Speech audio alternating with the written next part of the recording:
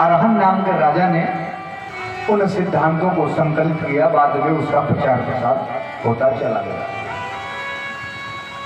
अब इन्हीं ऋषभ देव के 100 पुत्रों में जो सबसे बड़े पुत्र थे उनका नाम था भरत।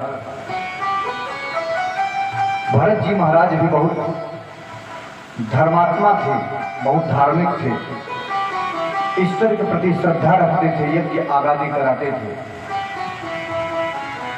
और हमेशा अपने पुत्रों को समझाया करते थे कि किसी का कभी अपराध तुम्हारे द्वारा न हो,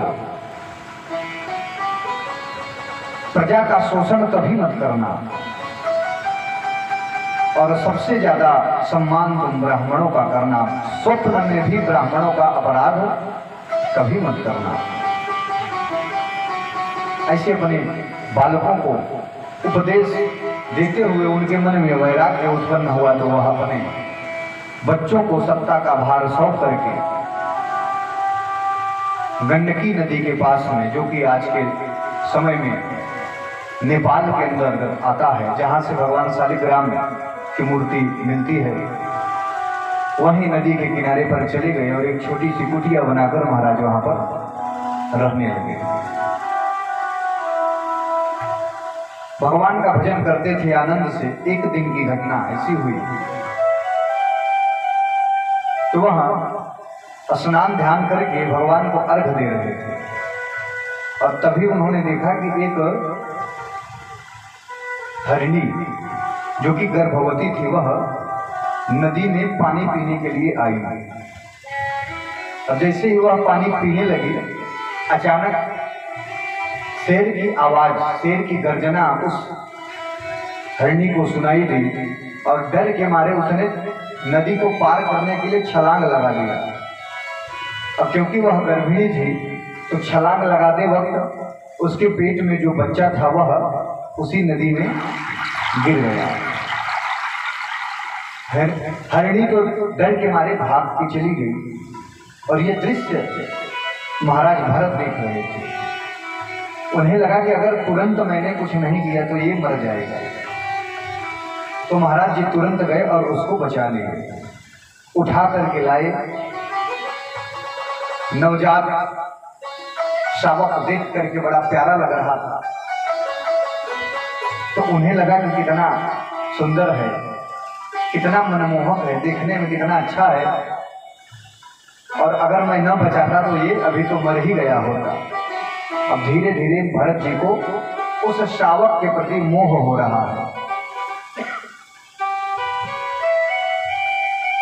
फिर अपनी कुटी में आते हैं, चुन चुन करके नरम नरम ऊपर वाला जो घास का भाग है दुर्वा का, उसे वह खिलाते हैं और खिला करके प्रसन्न हो रहे हैं।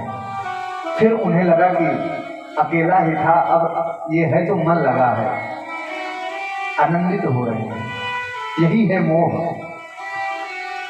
दया का कार्य यहीं तक था कि उन्होंने उसे बचा लिया, फिर अपने भजन में लीन हो जाते। लेकिन कैसे मोह बढ़ता है, इस कथा से ये सीखने को मिलती है। अब उसको दुर्वा खिला रहे हैं। अब ध्यान पूजा कम होता जा रहा है, उसके साथ में महाराज जी खेल रहे हैं, समय व्यतीत हो रहा है। कभी डांट देते हैं तो वह डर के सिकुड़ जाता है, फिर उनको दया आ जाती है तो उसको सहलाने लगते हैं, फिर वह खेलने लगता है। इसी में आनंदित हो रहे हैं महाराज। अब उनकी दिनचर्या का वह अहम हिस्सा हो गया, वह मृग श्रावण, वो जो मृगछौना था उनकी दिनचर्या का एक अहम हिस्सा हो गया। अब उनका जो समय पूजा पाठ में था, ध्यान में जाने वाला था, वह सब उसी में जा रहा था। अब उनको इतना मोह हो गया कि बिना उसे देखे रह नहीं पा रहे हैं। लेकिन वह धीरे धीरे धीरे धीरे जब बड़ा हो गया, एक दिन मृगों का झुंड आया और अपने सजातीय मृगों को देखकर उनके साथ वह चला गया। अब भरत जी महाराज उसे ढूंढ रहे हैं चारों तरफ। जब उन्होंने कहीं नहीं देखा तो उसके विरह में, उसके वियोग में महाराज जी के प्राण ही चले गए। और शास्त्र कहते हैं कि अंते यामति सागति, अंत में हमारे चित्त में जो कुछ भी रहेगा, अगला जन्म हमारा उसी योनि में होता है। तो महाराज जी जब अपना शरीर छोड़ दिए तो उनका अगला जन्म जो हुआ वह मृग के रूप में ही हुआ। लेकिन उनके जीवन भर के साधना का जो फल था वह उन्हें स्मरण रहा। मृग योनि में उन्हें लगा कि पिछले समय मैंने बहुत बड़ा चूक कर दिया था, इस बार अब कोई चूक नहीं करूंगा। इसलिए धीरे धीरे प्रभु का प्रसाद समझ करके उन्होंने उस शरीर को भी धीरे धीरे छोड़ा और फिर उनका एक अंगिरा गोत्रीय ब्राह्मण के यहाँ जन्म हुआ, जो कि ब्राह्मण थे और सब कर्मकांड को करने वाले थे। महाराज जी कई भाई थे और सब लोग बड़े विद्वान थे, सब कर्मकांड करने में निपुण। लेकिन महाराज जी को लगा कि मैं मोह के कारण एक बार फंस चुका हूं, अब दोबारा ऐसी कोई लापरवाही नहीं करूंगा। फिर तो उन्होंने कभी कुछ पढ़ने लिखने का प्रयास ही नहीं किया, जबकि जन्म से ही उन्हें सारे वेद वेदांत कंठस्थ थे, सब कुछ वह जानते थे। लेकिन उन्हें लगा कि मैं अगर दुनियादारी में फंस गया और इन लोगों के काम में आने लगा तो फिर ये लोग मुझे ज्यादा फंसा देंगे। इसलिए महाराज जी शुरू से ही ऐसा व्यवहार किए कि सबका इनकी तरफ से ध्यान हट गया, क्योंकि कभी एक छोटा सा मंत्र भी इन्होंने याद करके नहीं सुनाया। तो एक दिन पिताजी ने कहा कि ये तो एकदम जड़ है। जड़ का मतलब मूर्ख। बचपन में तो उनका नाम भरत ही रखा गया था, लेकिन जब इनकी मूर्खता भी प्रदर्शित होने लगी तो इन्हें जड़ जड़ कह के सब लोग पुकारने लगे, इसलिए महाराज जी का नाम हो गया जड़ भरत।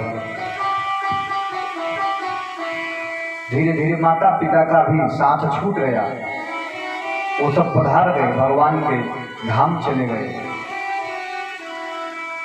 अब भाई लोग और भाभी लोग हैं।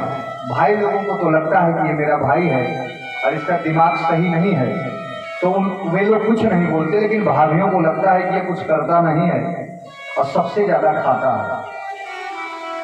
एक काम करता नहीं है, सबसे ज्यादा खाता है और देखने में भी हट्टा कट्टा है, लेकिन कुछ काम कह दो तो इसके दिमाग में कुछ सूझता ही नहीं, तो उन लोगों को बुरा लगता था। तो आए दिन कुछ न कुछ बुरा भला कहती और अपने पति देव लोगों से शाम को शिकायत कर दी।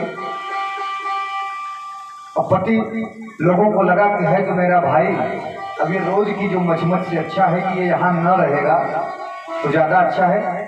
इसलिए भाइयों ने कहा भैया देखो तुम कुछ काम वाम तो करते हो नहीं, इसलिए तुम्हारा बिस्तर हम खेतों में डाल देते हैं, वहां रहना, कम से कम पशु पक्षियों से फसलों की सुरक्षा ही करना। मन ही मन बड़ा प्रसन्न हुए कि कम से कम एकांत तो मिला। संत महात्माओं को एकांत बड़ा पसंद रहता, क्योंकि वहां पर उन्हें कोई परेशान करने वाला नहीं होता। महाराज जी बड़ी प्रसन्नता से खेतों में रहने लगे। समय समय से भोजन पानी वहां पर पहुंचा दिया जाता था, लेकिन महाराज जी को तो सब ज्ञात है, विज्ञ हैं। अब जो विज्ञ है वास्तव में जिनके पास ज्ञान है, वहां हर जीव जंतु में भगवान का ही दर्शन करते हैं, क्योंकि संपूर्ण सृष्टि जो है वह ईश्वर की ही रचना है और सब में ईश्वर का वास है। तो जो पशु पक्षियों को उन्हें भगाना था वे भगाते नहीं थे, बल्कि प्रेम से बुलाते थे। अब कोई पशु पक्षी खेत में चरने आ जाए तो बड़े भाव से मगन होते थे कि आज इसका भी पेट भर जाएगा कम से कम। भाइयों ने देखा कि महाराज ये क्या कर रहे हो, तो वे कुछ बोले नहीं। उन्होंने बर्दाश्त किया कि न रहता तब भी पशु पक्षी को नुकसान करते ही, कम से कम यहाँ पड़ा है तो घर में शांति बनी है। भाई लोग फिर अपने काम में मस्त हो गए और जड़ भरत महाराज अपना खेतों में ही भगवान का भजन भी कर रहे हैं और पशु पक्षियों के साथ में आनंद ले रहे हैं कि वे उनमें भी भगवान का ही दर्शन कर रहे हैं। अभी इसी बीच एक डकैतों का सरदार, जिसने भद्रकाली से मन्नत मांगी है कि हे माँ, मेरे कोई संतान नहीं है, अगर तुम्हारी कृपा हुई और मुझे कोई संतान हो गया तो मैं तुम्हारे चरणों में नरबलि भेंट करूंगा। और माँ की कृपा ऐसी हुई, उसे एक बेटा हो गया। तो उसने भी अपनी मन्नत को पूरी करने के लिए अपने साथियों से कहा कि अब पूजन का समय आ गया है और माँ का विधि विधान से पूजा करते हुए नरबलि देनी है, तो किसी एक अच्छे व्यक्ति की तलाश करो जो दिखने में भी स्वस्थ हो, तो उसका जो है बलिदान दिया जाए। तो महाराज जी खेतों में पड़े थे और कोई तो मिला नहीं। महाराज जी उनको ये मिल गए, जबरदस्ती पकड़ के ले जाने लगे। तो महाराज जी पूछे, भैया कहाँ ले जा रहे हो?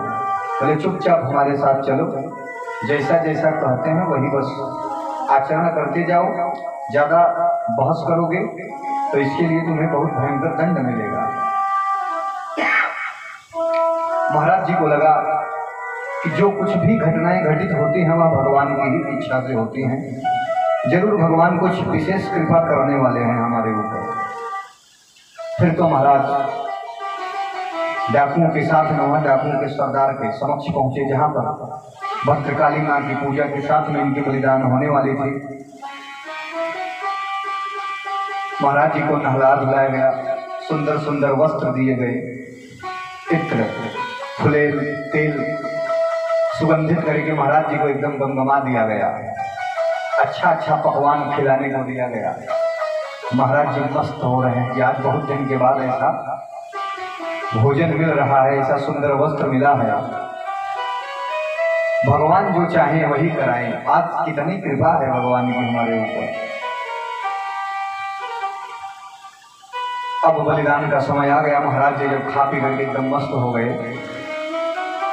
तो जहां पर बलिदान का व्यवस्था था, सर उसमें लगाना था, उसके ऊपर से तलवार चलना था, तो बोले अब महाराज जी सर झुका ले दिए। बोले भैया अब क्या करने वाले हो? तो उन लोगों ने कहा कि अभी तक तो आपने कुछ नहीं पूछा, जो कुछ मिल रहा था बड़े भाव से खा रहे थे, और हम लोग देख कर इतना अनुमान लगाए थे कि इतना तुम खा सकते हो, उसका दुगना दुगना तुमने खाया पिया। तो हम लोगों ने कुछ नहीं बोला। अब महाराज जी जैसे सब कुछ शांति से आपने पाया है, अब इस कार्य को भी शांति से हो जाने दीजिए। महाराज जी को तो सब पता ही था। उनको लगा चलिए, स्थूल शरीर और सूक्ष्म शरीर का भेद वह बखूबी समझते थे। तो उन्हें लगा कि यह देह भी तो भार ही है, अब जब यह छूटेगा तभी हम स्वतंत्र हो पाएंगे। तो भगवान की कृपा है, इसी तरह से इस देह की यात्रा पूर्ण होनी है, तो यही सही है। तो महाराज जी ने सिर झुका लिया, और जैसे ही महाराज जी ने सिर झुकाया तो माता जी लगा कि कोई ब्रह्मज्ञानी चरणों में पड़ा हुआ है। तब तो महाराज सहजो चटाक शैव देवी भद्रकाली, बड़े तीव्र गति से भद्रकाली उस प्रतिमा में से ही प्रकट हो गई, और अपने हाथों में जो हथियार उन्होंने सजा रखे थे, उन हथियारों से क्षण मात्र में सभी डाकुओं के सर धड़ से अलग कर दिए। महाराज जी ने दृश्य देखा, प्रसन्न हुए, भद्रकाली के चरणों में प्रणाम किया, और उनकी कृपा मान करके कि बड़ी कृपा है इनकी, आज माता का साक्षात दर्शन भी हो गया। उनको प्रणाम किए।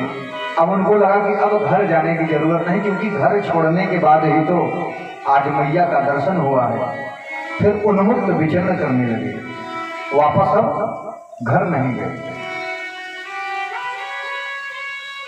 ऐसे ही भ्रमण कर रहे थे कि सिंधु सौवीर देश का राजा रघुगण कपिल मुनि के आश्रम में सत्संग की भावना से जा रहा था कि अचानक भार ढोने वाले जो उसके श्रमिक थे, उनमें से एक बीमार पड़ गया। तो जो 3 लोग थे उन्होंने कहा कि महाराज हमारा एक साथी बीमार पड़ गया है।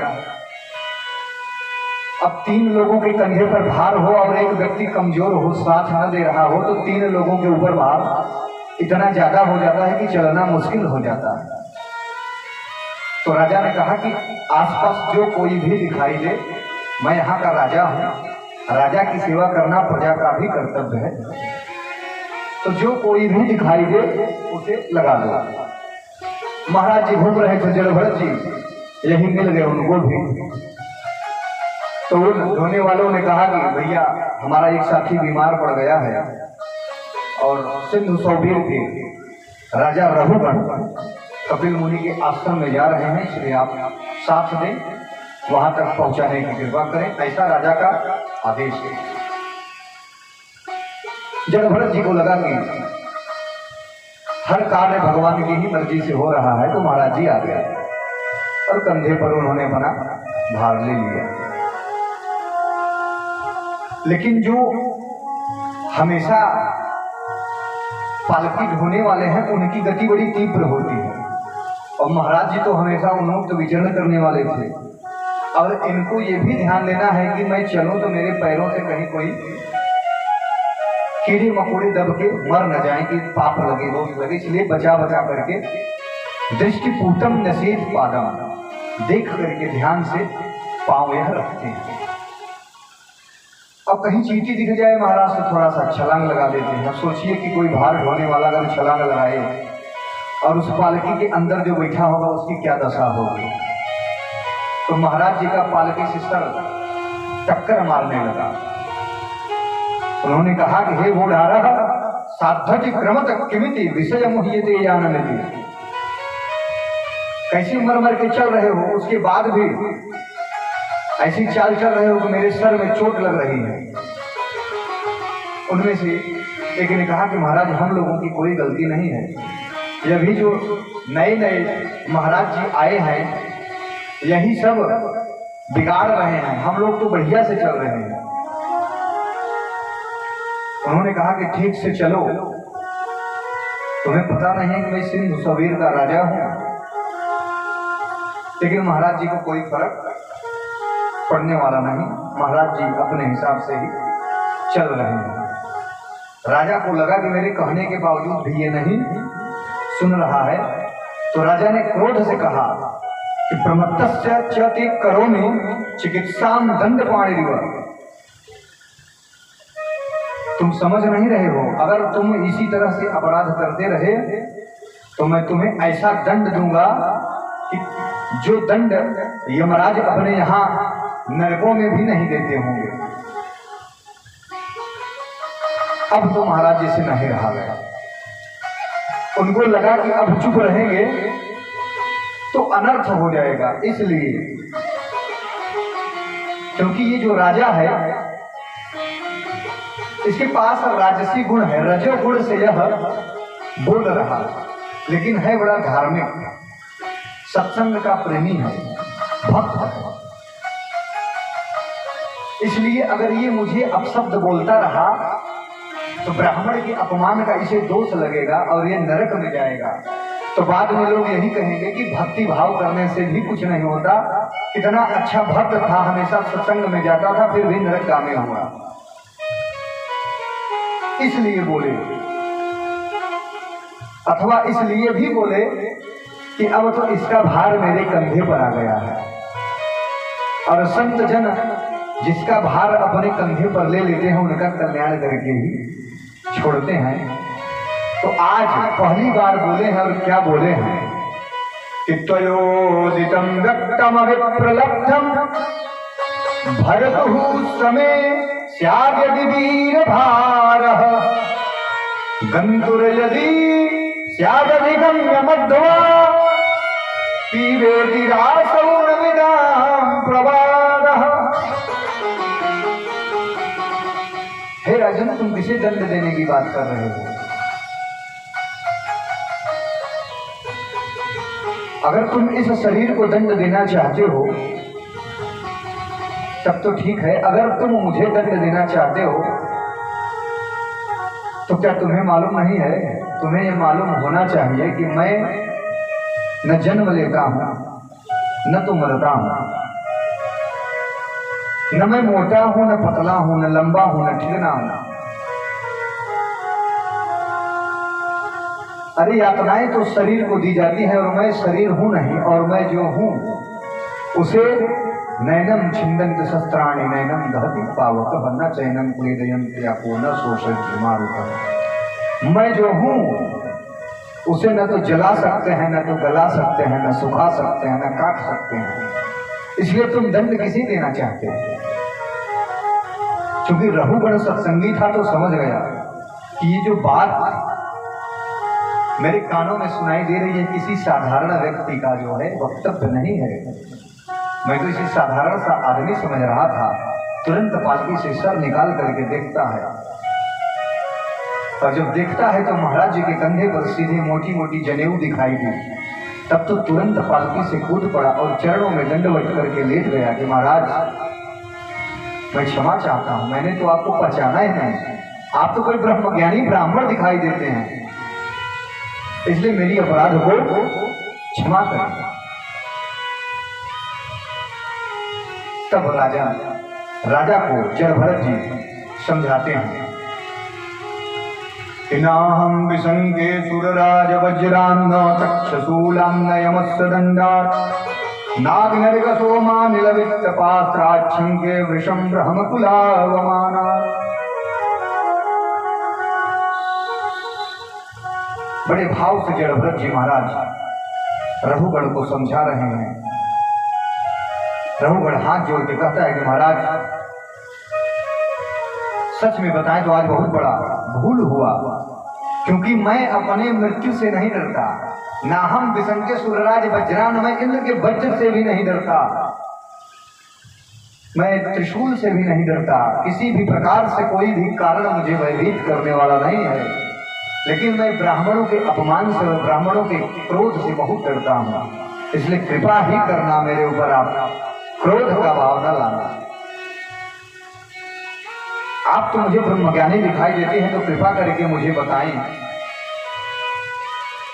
कि कुछ लोग कहते हैं कि जो आत्मा है और जो शरीर है दोनों अलग अलग हैं, तो शरीर की क्रियाएं आत्मा को प्रभावित नहीं करती हैं। लेकिन महाराज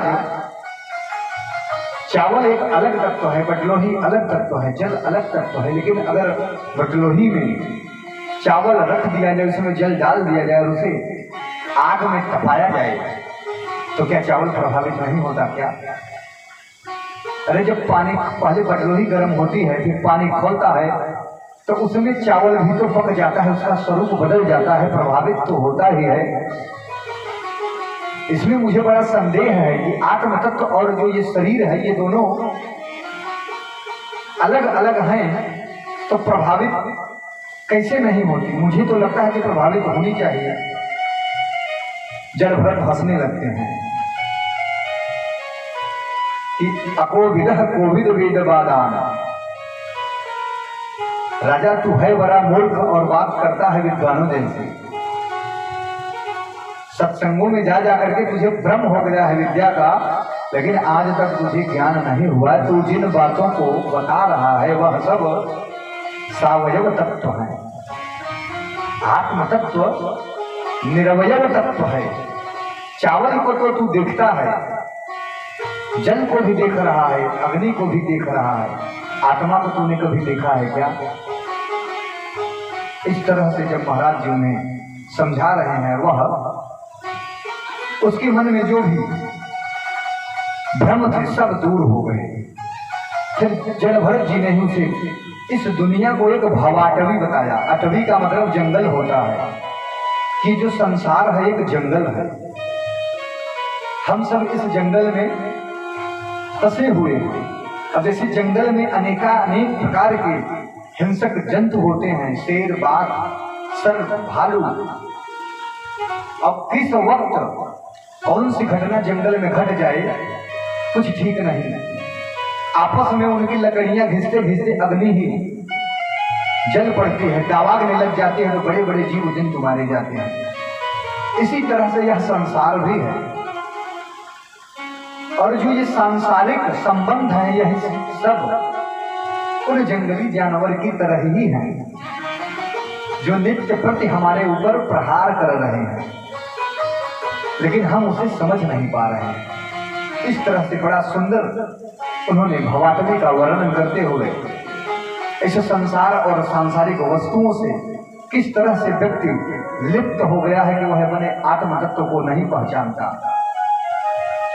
बड़े भाव से समझाते हैं। और आज जड़ भरत जी महाराज के द्वारा रघुगण का कल्याण हो गया, वैराग्य हो गया, हमेशा के लिए वह भगवान के भजन में लीन हो गया।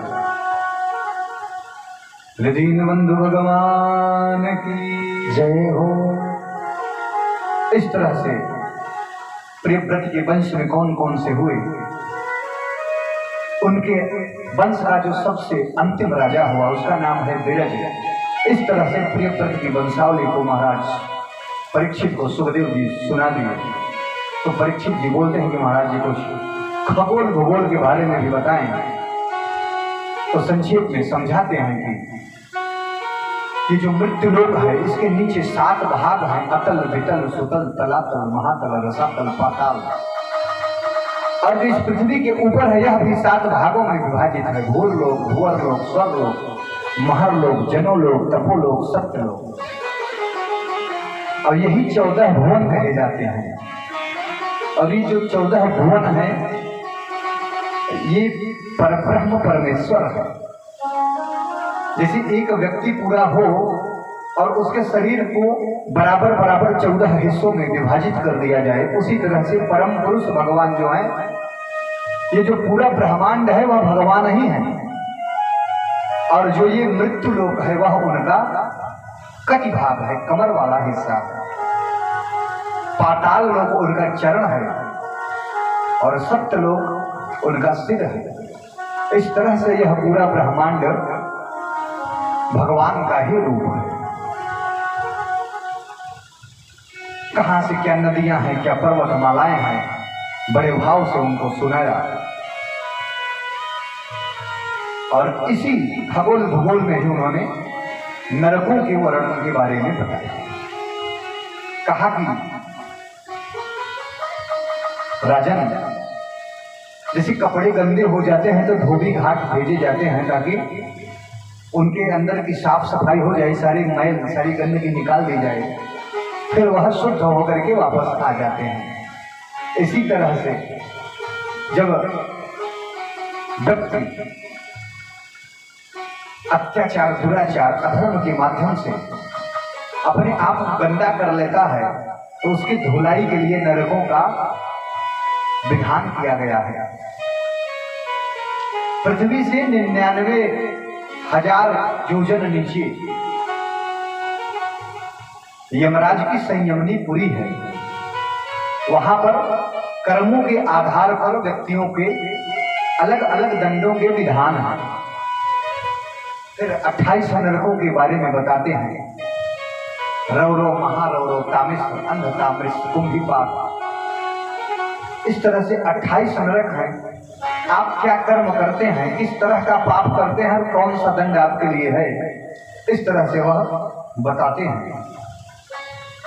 कि जो मांसाहार करते हैं, निर्दोष जंतुओं को मार करके खाते हैं, उन्हें महाराज कुंभीपाक नरक में डाल दिया जाता है।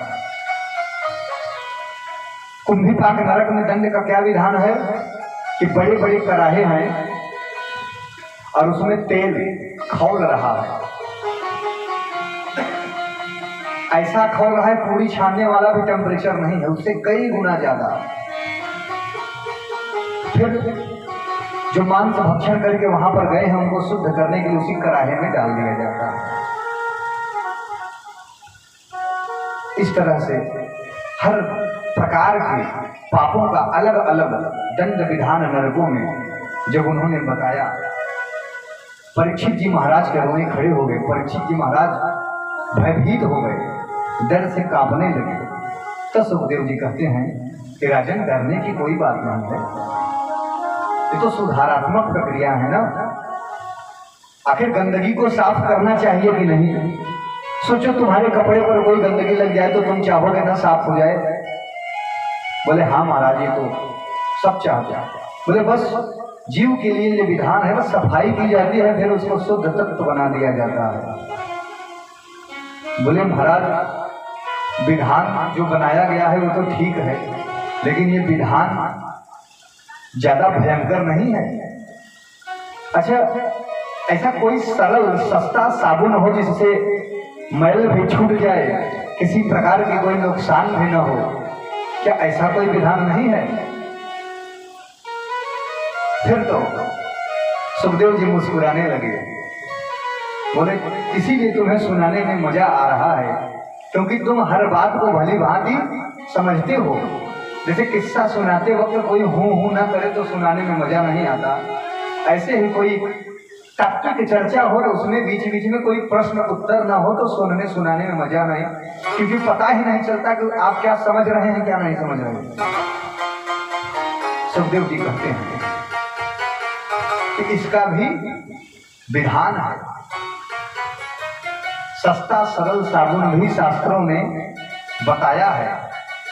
अगर उस साबुन से अपने गंदगी को आपने सफा कर लिया तब तो ठीक है, नहीं तो सफाई का जो विधान नरकों में है वो तो ही है। बोले महाराज अब नरकों की चर्चा बंद कीजिए, अब उस जो सरल साधन है उसके बारे में बताएं। तो यहाँ से छठा स्कंध प्रारंभ होता है। इसका नाम है पोषण। भगवान किस तरह से अनुग्रह करते हैं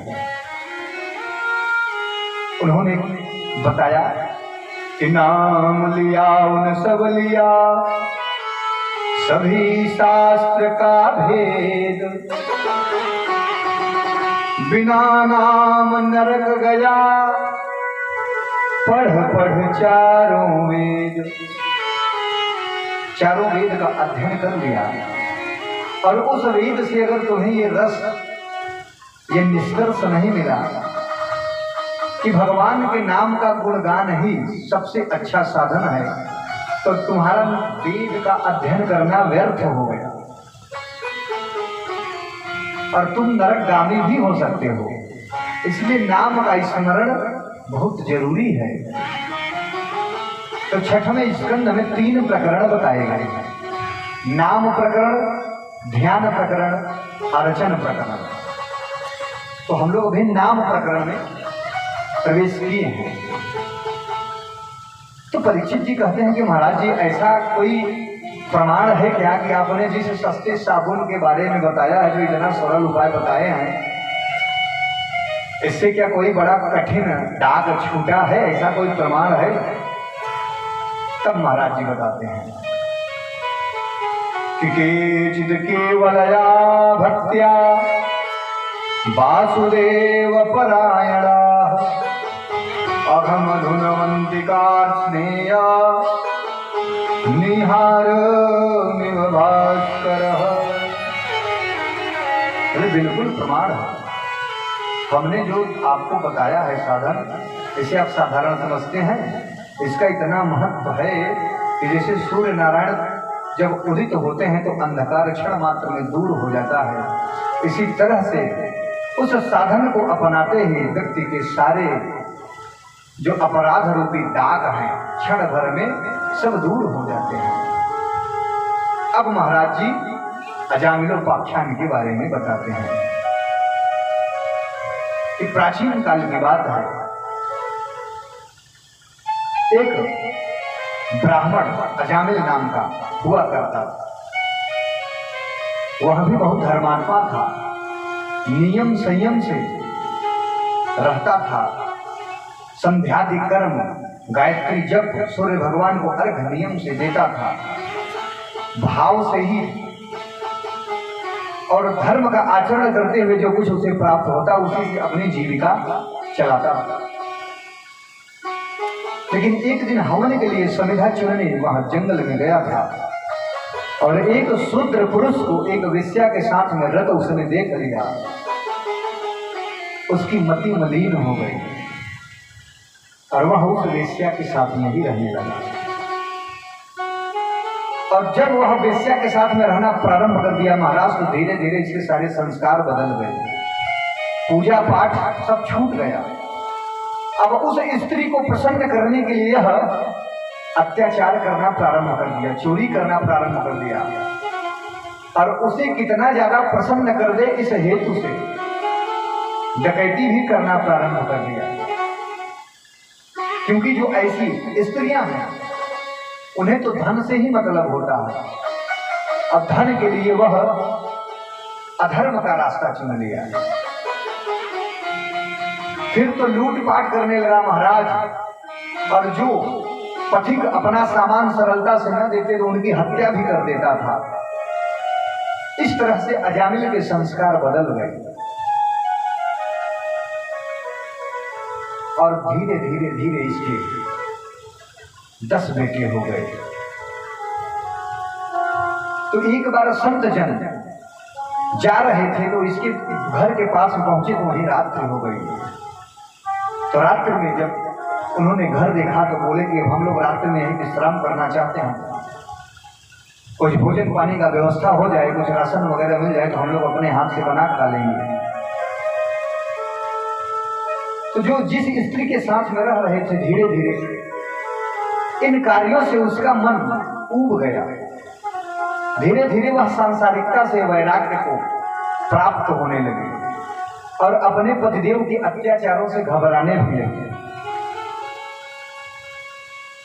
तो साधुओं के प्रति तो मन में आदर का भाव था। उसने कहा महाराज जी हम व्यवस्था तो सब तरह देते हैं, लेकिन आप लोग अगर यहाँ पर रहेंगे तो आप लोगों के लिए बड़ा खतरा होगा। मुझे पूरा विश्वास है कि मेरे पतिदेव आएंगे तो आप लोगों का बड़ा अपमान करेंगे और ये अच्छा नहीं होगा, इसलिए आप लोग बनाएं, भाव से पाएं और कहीं दूसरी जगह पर विश्राम करें। तो साधुओं को लगा कि हम लोग यहाँ पर रहेंगे और तुम्हारा अन्न ग्रहण करेंगे तो हम कुछ ऐसा उपाय करेंगे कि तुम्हारा कल्याण भी हो जाएगा। फिर तो महाराज उसने राशन पानी का प्रबंध कर दिया। साधु जन लोग बढ़िया से बनाए पाए और इस बीच हालचाल भी हो रहा है। तो पता चला कि 9 बेटे हो गए हैं और 1 बेटा होने वाला है। तो साधुओं ने कहा ठीक है हम तुम्हारी बात को मानेंगे देवी, हम लोग प्रसाद लेकर के यहाँ से कुछ दूर चले जाएंगे, वहीं विश्राम करेंगे, लेकिन मेरे कहने से अब की बार जो बालक होगा उसका नाम तुम नारायण रख देना। उसने कहा नारायण नाम रखने में तो कोई हर्ज नहीं है, कोई दिक्कत नहीं है। और भगवान की मर्जी से उसे इस बार भी बेटा हुआ तो उसको याद आ गया कि संतों ने नारायण नाम रखने को कहा था, तो उसने नारायण नाम रख दिया। और अजामिल को सबसे ज्यादा लगाव अपने उसी छोटे पुत्र से ही हुआ। कोई भी बात होती कहीं से आता तो उसे ही अपनी गोद में लेकर के उसके साथ खेलता, उसे खिलाता। धीरे धीरे वह थोड़ा बड़ा होने लगा, पानी वगैरह देने लायक तो कहीं से आता थका हारा तो कहता बेटा नारायण थोड़ा 1 गिलास पानी ला देना। तो इस तरह से वह जब भी घर रहता तो बार बार अपने बेटे को बुलाता और न चाहते हुए भी नारायण पुकार लेता। इसके अत्याचार जब बढ़ते गए, इसका समय पूर्ण होने वाला था, यम के दूत आ गए।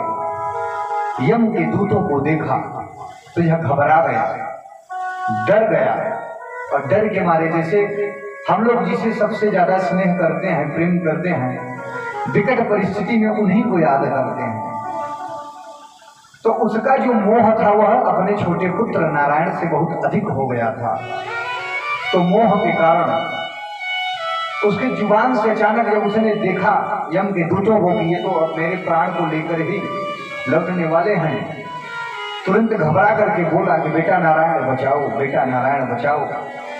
और जैसे उसने कहा कि नारायण बचाओ, नारायण बचाओ, तनिक भी देर नहीं हुई कि नारायण के दूत, नारायण के पार्षद दौड़े चले आए और आते ही उन्होंने यम के दूतों को पीटना प्रारंभ कर दिया। यम के दूत बोले भैया आप कौन हो, बिना बताए यहाँ पर आ गए। एक तो आप हमें अपने कर्तव्य का पालन नहीं करने दे रहे हैं, हमारी ये ड्यूटी थी, हम तो अपना काम करने आए थे, आप लोग बीच में आकर के हमारा काम तो बिगाड़ ही दिए और हम लोगों को पीट रहे हैं ऊपर से। तुम लोग हो कौन भैया? कि हम लोग काले काले दूतों के बीच में तुम लोग ये गोरे गोरे कहां से चले आए? उन्होंने कहा कि हम तो नारायण के दूत हैं, तुम लोग कहां से आ गए? अरे इसने तो नारायण को पुकारा था, तुम काले काले कलूटे लोग यहाँ से कैसे चले आए? उसने कहा अच्छा तो आप भी धोखा खा गए महाराज, ये नारायण अपने बेटे को बुला रहा था, आपको क्या लग रहा है कि यह प्रभु को याद कर रहा था? बिल्कुल गलत सोच रहे हैं आप धोखा खा चुके हैं कि हम भगवान को तो बहुत दिन हो गया, शायद इसे याद भी नहीं है कि कोई भगवान शब्द भी होता है। ये तो अपने पुत्र को बुला रहा था। पार्षद ने कहा देखो इसका पुत्र बहुत दिनों का तो होगा नहीं, 4 साल 6 साल 8 साल 10 साल का होगा, तभी नाम रखाया होगा। तुम लोग बताओ नारायण का नाम कब से है? बोले तो महाराज कोई नहीं बता सकता, क्योंकि नारायण जब से है तब से उनका नाम नारायण, हम नारायण कब से हैं ये तो कोई नहीं बता सकता। ये तो शायद नारायण भी न बता पाए कि वो कब से हैं, क्योंकि तो अनंत काल से हैं, वही है ही है, उनके सिवा क्या है? बोले तो इसने अपने पुत्र को बुलाया हो, चाहे नारायण को बुलाया हो, बुलाया तो है नारायण को, इसलिए जब कोई नारायण को पुकारता है तो हम ही आते हैं, तुम लोग गलत चले आए। और अजामिल ये सब अपनी आंखों से देख रहा है, उसको लग रहा है कि मैंने गलती से अपने बेटे को बुलाया, और बेटे को बुलाने के कारण, बेटे का नाम नारायण होने के कारण आज नारायण के दूत चले आए। तुरंत वैराग्य हो गया महाराज कि मैं अपने पुत्र को बुलाया तो भगवान की इतनी कृपा हुई, अगर मैं भगवान को ही अगर याद करता इतने दिनों से, साक्षात नारायण का ही मैं ध्यान करता तो भगवान की इतनी कृपा हो सकती थी। तुरंत वैराग्य हो गया उसको, घर छोड़ करके वह चला गया, संतों के साथ में रहने लगा और भगवान का भजन करते हुए वह भगवान के परम पद को प्राप्त किया। इधर यम के दूत यमराज के पास में गए और अपने हथियारों को फेंक दिया। बोले महाराज आज से आपकी ड्यूटी हम नहीं करेंगे, आपका काम करने में बड़ा भारी रिस्क है। एक तो आपने कोई भी कानून सही से बनाया नहीं कि किसे लेना है किसे नहीं लेना है, या स्पष्टता से बताएंगे तब ना। अब बताइए आपने जो फाइल मुझे दिया था अजामिल का, उसे कहीं से भी छूटने की गुंजाइश थी? हर प्रकार से उसका अवलोकन करने पर उसे कठोर से कठोर दंड ही मिलना था, लेकिन आज वह बच गया केवल नारायण करने से। यमराज ने कहा कि शांत, तेज से मत बोलो, तुम लोग मूर्ख हो क्या? ये कैसी आवाज निकाल रहे हो? बोले क्या हुआ महाराज? बोले अरे अभी तुमने जो ये नाम का उच्चारण किया है ना, और ये जो नरक में पड़े हुए लोग हैं, अगर ये नाम को सुन लेंगे तो यमपुरी खाली हो जाएगी, हम लोग बेरोजगार हो जाएंगे, इसलिए इस नाम का उच्चारण मत करो। तब दूतों ने कहा कि आज एक बात आप स्पष्ट कर दीजिए, मुझे कहाँ जाना है कहाँ नहीं जाना।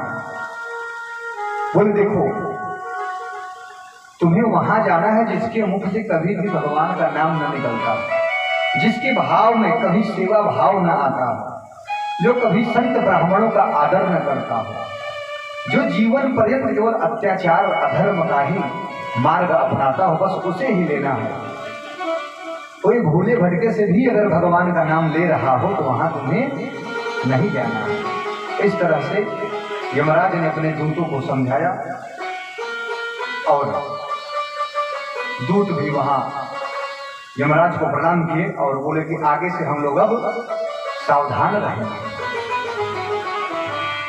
सुखदेव समझा रहे परीक्षित, इससे सस्ता इससे सरल कोई साधन, कोई साबुन, कोई उपाय हो सकता है क्या कि भगवान के मीठे मीठे नाम का उच्चारण करते रहो और अपने हर प्रकार के पापों को धोते रहो, जीव का कल्याण होता रहेगा।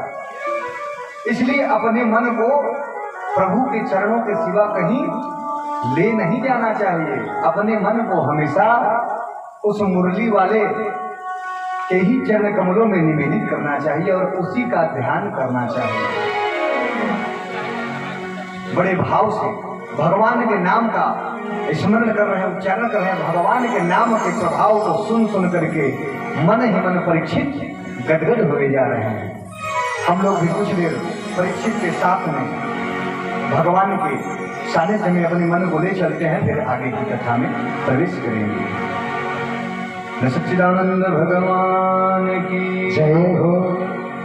छीन लिया मेरा भोला समन, छीन लिया मेरा भोला समन, राधा रमन प्यारो राधा रमन, राधा रमन प्यारो राधा रमन, छीन लिया मेरा भोला समन, छीन लिया मेरा भोला समन, राधा रमन प्यारो राधा रमन, राधा रमन प्यारो राधा रमन।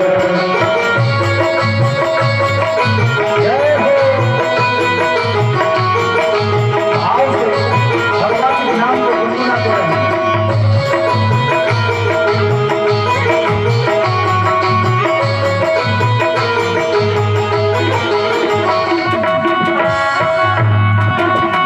राधे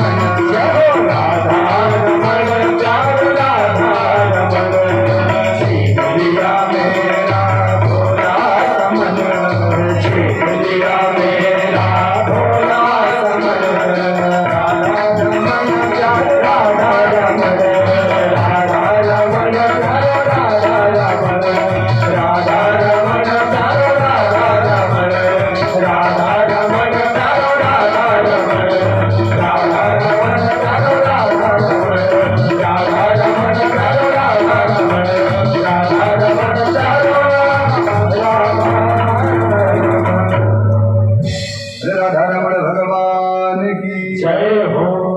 इस तरह से नाम की महिमा परीक्षित जी को बताए। 3 प्रकार के मार्ग हैं जो नरकों से आपको बचाते हैं,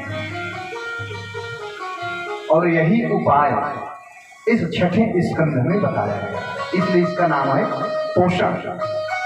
आपका जो पोषण करे, आपकी जो रक्षा करे, तो आपकी रक्षा यानी आपका बचाव, तो आप बचेंगे कैसे? नाम का आश्रय लेकर के। तो अजामिल उपाख्यान की कथा जो है यह नाम प्रकरण के अंतर्गत बताया गया। अब बताते हैं कि एक दूसरा और भी मार्ग है, वह है ध्यान प्रकरण। एक तो नाम है, बस भगवान का नाम लेते रहिए, नाम का क्या प्रभाव हुआ आपने सुना। एक है ध्यान प्रकरण। इस ध्यान प्रकरण के अंतर्गत वृत्रासुर की कथा आती है। वृत्रासुर संक्षेप में इन कथाओं से पढ़ते हुए चलेंगे, क्योंकि आज हम सबको भगवान के जन्म तक चलना है। एक बार की बात है कि इंद्र अपने दरबार में नाच गाने में मस्त थे, तो बृहस्पति जी वहां पधारे, तो उन्होंने उनको अनदेखा किया। उनको लगा अब गुरु जी का स्वागत सम्मान करेंगे, कितना बढ़िया नाच गाना चल रहा है, विक्षेप होगा, अभी 2-4-10 मिनट में ये कार्य स्थगित हो जाएंगे, तो गुरु जी का भी सम्मान करेंगे। अब गुरु जी ने देखा कि चेला नाच गाना में मस्त है, हमारी तरफ देखा, देख करके अनदेखा कर रहा है। उनको लगा वाह चेला, आज तुम खुद ही गुरु बन रहे हो। फिर तो बृहस्पति महाराज वहां से अंतर ध्यान हो गए। और जब इंद्र नाच गाना से खाली हो गए थे, ढूंढने लगे कि गुरुदेव आए तो थे लेकिन दिख नहीं रहे हैं। बहुत ढूंढा, कहीं गुरुदेव दिखाई नहीं पड़े, और दैत्य बलशाली हो रहे हैं, इंद्र का भय बढ़ता जा रहा है।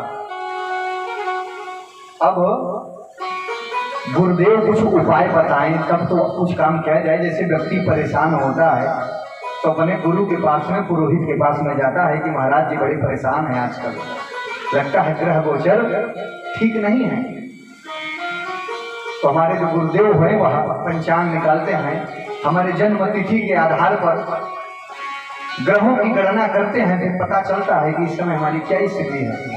अगर स्थिति गड़बड़ है तो बता देते हैं कि अमुक ग्रह इस समय ठीक नहीं है, इसके नाम का कुछ जप हो जाए, कुछ हवन हो जाए, तो फिर बढ़िया हो जाएगा। इसलिए गुरु पुरोहित का हमेशा से महत्व रहा। आज हम सबके गुरुदेव जिनके संरक्षण में यह कार्यक्रम चल रहा है, हम सब मिलकर के उनके लिए धन्यवाद ज्ञापित करें। पूज्य कृष्णा जी महाराज जिन्होंने इतने बड़े यज्ञ को अपने कर कमलों से आयोजित किया है, और हम सब उसका आनंद ले रहे हैं। पुरोहित जो पुर के अंदर का हित करे, और चाहे पुर हमारे घर की पूरी समझ लें, चाहे गांव की पूरी समझ लें, और चाहे जो हमारी शरीर है, यह भी एक पुर है। पुरम जनयत से ही पुरंजन हुआ था, तो यह पुरंजन रूपी जो पुरी है, यह शरीर, वह गुरुदेव के माध्यम से ही, उनके मार्गदर्शन से ही संभव है कि हम सही दिशा में रहें। अब देव गुरु बृहस्पति दिखाई नहीं दे रहे हैं, तो फिर पूजा पाठ हो कैसे? तो ब्रह्मा ने कहा कि जब तक बृहस्पति नहीं दिखाई देते हैं तब तक त्वष्टा जी का नाम इस समय खूब सुनाई दे रहा है कि बड़े अच्छे विद्वान हैं, जानकार हैं, तो तब तक जब तक बृहस्पति नहीं मिलते हैं उन्हीं से राय सलाह लो, उन्हीं से पूजा पाठ करवाओ। और त्वष्टा जो है वह दिति और कश्यप की पुत्री है रचना, उन्हीं से त्वष्टा जी, त्वष्टा और रचना के माध्यम से उनका पुत्र हुआ है विश्वरूप। विश्वरूप की चर्चा कर रहे हैं कि यही विश्वरूप जो है इस समय जब तक बृहस्पति जी नहीं मिल जाते तब तक आपका मार्गदर्शन विश्वरूप करेगा। तो देवराजेंद्र देवताओं के साथ में जाते हैं और बताते हैं कि ऐसी ऐसी बात पर हमारे गुरु अभी संभवतः हमसे नाराज हैं, लेकिन जरूरी है। तो पहले तो उन्होंने पौरोहित्य कर्म का जो है निंदा किया कि ये जो पौरोहित्य कर्म है यह अच्छा कर्म नहीं है, इससे ब्रह्म तेज नष्ट होता है। क्योंकि जो गुरु पुरोहित हैं आपके यहाँ आते हैं या किसी यजमान के यहाँ जाते हैं, उनके यहाँ पूजा करते हैं, उनका अन्न ग्रहण करते हैं, उनका जल लेते हैं, उनके लिए प्रार्थना करते हैं, तो उनका जो प्रायश्चित है उस गुरुदेव के पास में भी तो आता है। इसलिए गुरु ब्राह्मण को चाहिए कि वह अपना नित्य नियम भी करें, पूजा पाठ करें, संध्योपासना हर हाल में ब्राह्मण को करना ही चाहिए। बिना गायत्री के जप के किसी भी प्रकार के छोटे से छोटे बड़े से बड़े प्रायश्चित का समन करना मुश्किल है। इसलिए ब्राह्मण को संध्योपासना, सूर्य भगवान को अर्घ और गायत्री का जप निश्चित ही करना चाहिए। तो उन्होंने पौरोहित्य कर्म की निंदा की। जब बहुत ये लोग आग्रह किए तो उन्होंने मान लिया और नारायण कवच का उपदेश दिया। फिर देवताओं के लिए ये यज्ञ करने लगे। आहुति जब डालते तो उच्च स्वर में देवताओं के लिए स्वाहा बोलते और धीरे धीरे दैत्यों को भी आहुति दे देते, क्योंकि दिति से जो हुए हैं वही दैत्य हैं, और जो दैत्य हैं एक पद में लगेंगे इनके मामा जी। तो मामा जी का भी ख्याल रख रहे हैं भांजे साहब। इंद्र को शंका हुआ और इनको लगा कि ये विश्वरूप तो बड़ा गड़बड़ कर रहे हैं। फिर तो क्रोध में आकर के इंद्र, विश्वरूप के 3 सिर थे, तीनों काट दिए। अब त्वष्टा मुनि को क्रोध हो गया कि मेरा बेटा तो इनके पास में गया नहीं था कि हम पूजा कराना चाहते हैं आपका। ये लोग खुद आए थे, बहुत निवेदन किए, उसके बाद वह राजी हुआ और उसके बदले में उन्होंने उसे मृत्यु दे दिया, छोड़ूंगा नहीं देवताओं को। तो देवताओं के पराभव के संकल्प से उन्होंने एक यज्ञ किया और उस यज्ञ में कुछ त्रुटियां भी हो गई, जिसके कारण वृत्तासुर उस कुंड से निकला। तो उन्होंने अपना उद्देश्य वृत्तासुर को ही बताया कि इंद्र को जो है मारना है। तो इंद्र को मारने के लिए वृत्तासुर चल पड़ता है। जैसे इंद्रपुरी में पहुंचता है, इंद्र महाराज भाग जाते हैं, ब्रह्मादि देवताओं के पास में जाकर अपने भय का कारण बताते हैं। तब वो लोग बताते हैं कि इसको इतनी आसानी से नहीं मारा जा सकता, इसके लिए दधीची मुनि की अस्थियों से अगर अस्त्र तैयार किया जाएगा तभी कुछ हो सकता है। तुरंत सभी देवता दधीची के पास में जाते हैं, प्रार्थना करते हैं। दधीची मुनि के शरीर में कुछ खाद्य पदार्थ लगाते हैं और गाय उनके शरीर पर खाद्य पदार्थों को चाटते चाटते अस्थियां बस छोड़ती है, बाकी सब चाट जाती है। फिर उससे वज्र बनाया जाता है। वज्र को लेकर के युद्ध के लिए इंद्र आए और इंद्र जैसे हो उस वज्र से लड़ने के लिए आए और वज्र को देखते ही महाराज वज्र में नारायण का दर्शन करने लगा वृत्तासुर और 4 श्लोकों में स्तुति करता है। धर्म, अर्थ, काम और मोक्ष पर 4 स्तुति करता है।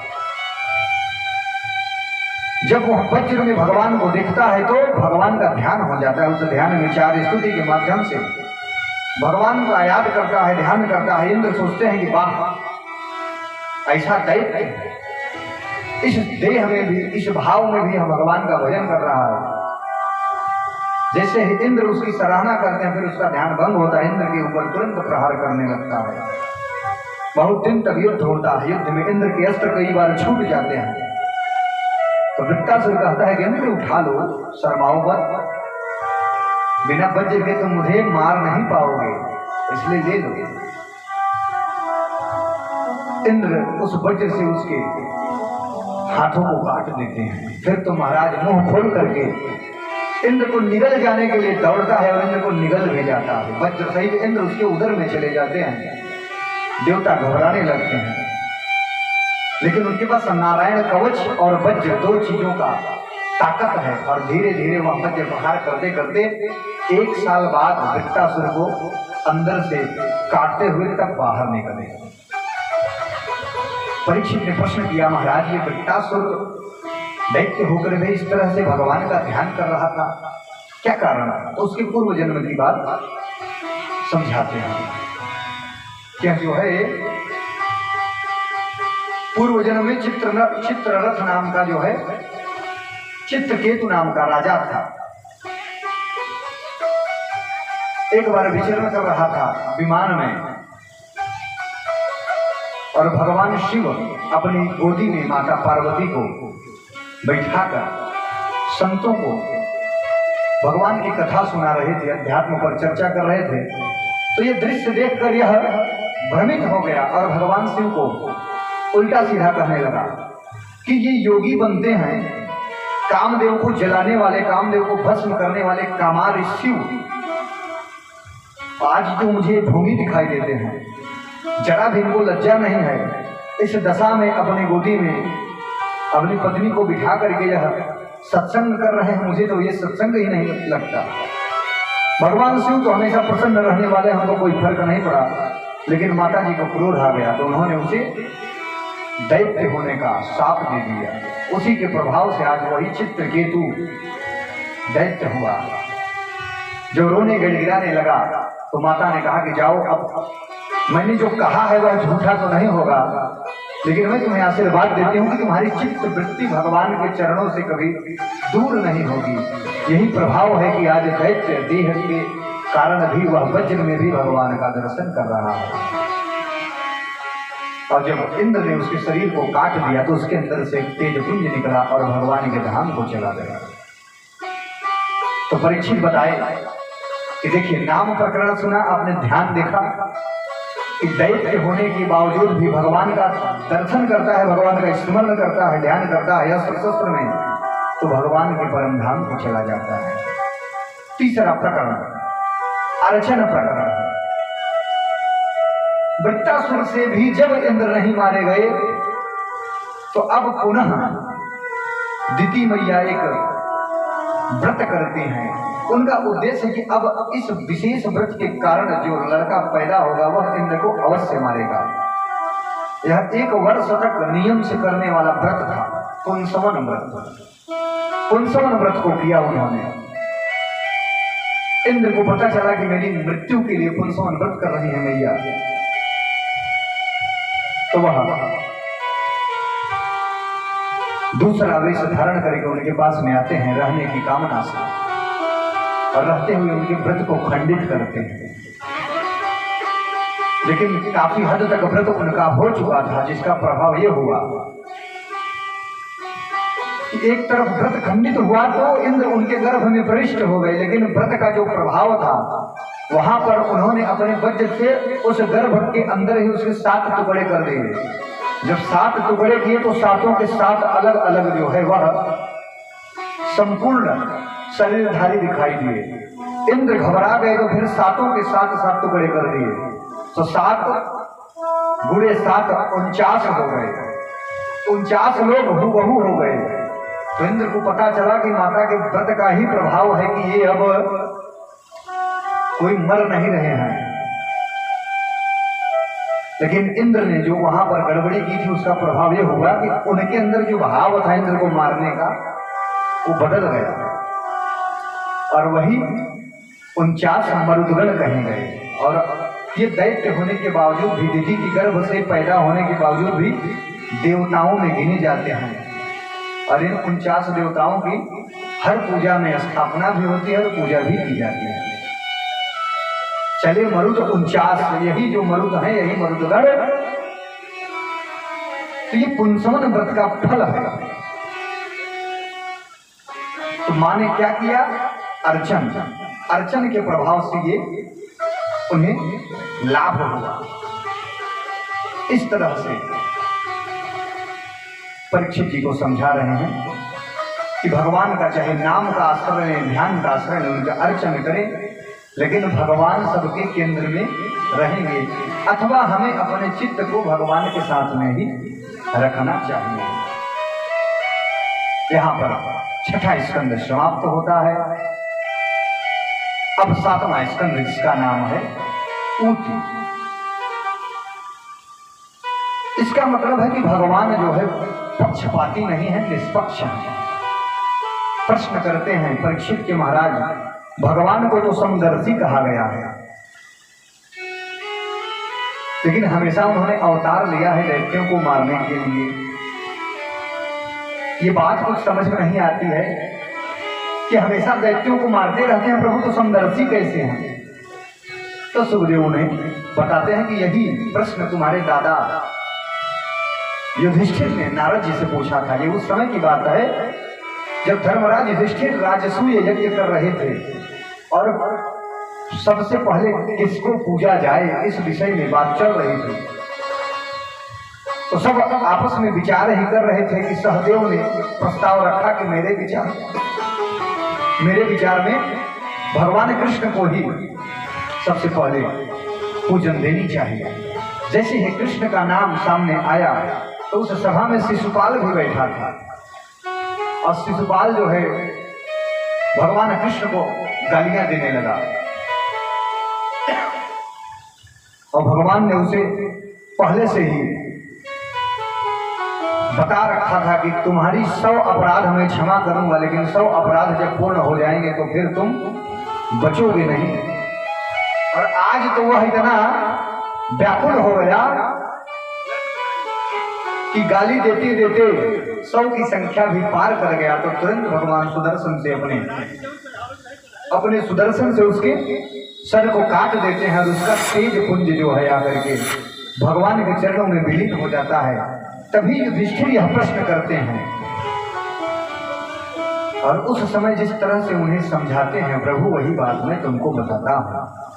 देखो, द्वादश भागवत में 2 दैत्य भी हैं, एक है भक्त प्रहलाद और दूसरे हैं राजा बलि। ये दोनों दैत्य हैं, फिर भी द्वादश भागवत में इनकी गिनती होती है। बोले अच्छा महाराज, तो कृपा करके विस्तार से प्रहलाद के बारे में हमें बताएं। तो यहां से प्रहलाद के बारे में चर्चा प्रारंभ करते हैं। सुखदेव जी कहते हैं कि परीक्षित, हिरण्याक्ष जब मारा गया तो हिरण्यकशिप को विष्णु से नफरत हो गया। अब उसके जीवन का एक ही उद्देश्य था कि मैं विष्णु को कैसे मारूं, विष्णु को कैसे परेशान करूं। लेकिन उसके लिए उसके पास में और अधिक बल की आवश्यकता थी, तो वह तपस्या करने चला गया, कठोर तपस्या में लीन हो गया। और जब वह तपस्या करने चला गया तो उसकी पत्नी कयाधु के ऊपर मोहित हो गई इंद्र, और उस समय वह गर्भवती थी। तो इंद्र कयाधु को लेकर के भाग रहे थे। अचानक रास्ते में नारद जी मिल जाते हैं और जब नारद जी को देखते हैं तो शर्म से सर झुका लेते हैं और नारद जी भी उन्हें सुनाते हैं कि देवता होकर ऐसा निंदित कर्म करते हुए आपको लज्जा नहीं आती। फिर इंद्र वहां से चले जाते हैं और कयाधु को वह अपने पास में ही रखते हैं। कहते हैं कि बेटी, अब जब तक तुम्हारा पति वापस नहीं आ जाता तब तक तुम यहाँ पर रह सकती हो। और कयाधु नारद जी के ही संरक्षण में रहने लगी, नारद जी की सेवा करते। नारद जी वहां पर उन्हें भगवान की बढ़िया बढ़िया कथा सुनाते। उसी का प्रभाव हुआ कि प्रहलाद जन्म ले। अब तपस्या से प्रसन्न होकर हिरण्यकशिप के पास में ब्रह्मा जी आए। उन्होंने कहा कि बेटा ब्रह्मयाद, क्या चाहते हो बताओ। हिरण्यकशिप ने कहा महाराज, बहुत ज्यादा तो इच्छा नहीं है, बस वही अमर कर देते तो मजा आ जाता। मैं तपस्या ही इसलिए कर रहा था, मैं अमर होना चाहता हूं। ब्रह्मा को लगा कि अमरता का वरदान ऐसे मांग रहा है जैसे कोई छोटी सी वस्तु हो। बोले बेटा, हम तुम्हें कैसे अमर कर दें, हम तो खुद ही अमर नहीं है, कुछ और मांगो। तब तो उसने दिमाग लगा दिया, बोला कि अगर आप वरदान देना ही चाहते हैं तो आप सुनिए मैं क्या चाहता हूं। अगर अमर भी नहीं कर सकते तो न मैं भीतर मरूं, न बाहर मरूं, न ऊपर मरूं, न नीचे मरूं, न दिन में न रात में, साल के 12 महीने में किसी महीने में न मरूं, न तो आपके द्वारा रची हुई किसी जानवर से मरूं, न तो मानव से मरूं। भगवान ब्रह्मा जी को लगा कि पहली बार ऐसा कोई भक्त मिला है कि मांगने से थक नहीं रहा है। बोले बेटा बस कर, कितना मांगेगा। बोले बस अब यही वरदान दे दीजिए आप। ब्रह्मा को लगा कि बड़ा कठोर तपस्या किया है। बोले है तो बड़ा कठिन लेना, लेकिन तेरे जैसा कठोर तप करने वाला भी अभी तक कोई नहीं मिला, इसलिए तथास्तु कहकर ब्रह्मा जी चले गए।